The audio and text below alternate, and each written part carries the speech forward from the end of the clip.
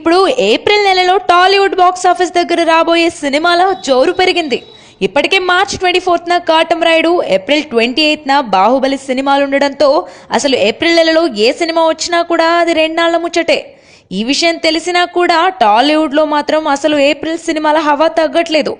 కొత్తగా మిస్టర్ కూడా ఇందులోకి వచ్చి పడ్డాడు. ఏప్రిల్ 7న వెంకటేష్ హీరోగా రూపొందిన సాలాకడ్డు సినిమా రీమేక్ గురు రిలీజ్ అవుతోంది.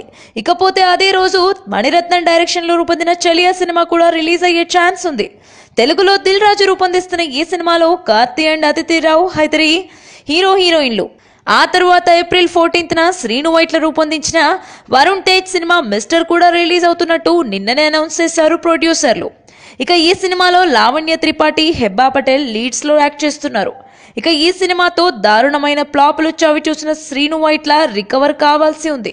అలాగే వరుణ్ తేజ్ కూడా మార్కెట్ పటిష్టం చేసుకోవాలంటే ఈ సినిమాతో hit కొట్టాల్సిందే.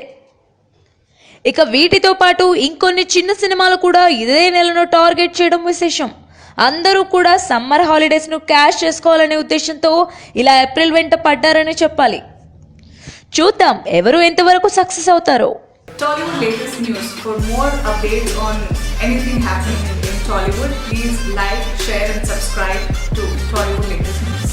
Tollywood latest news. For more updates on anything happening in Tollywood, please like, share and subscribe to Tollywood latest news.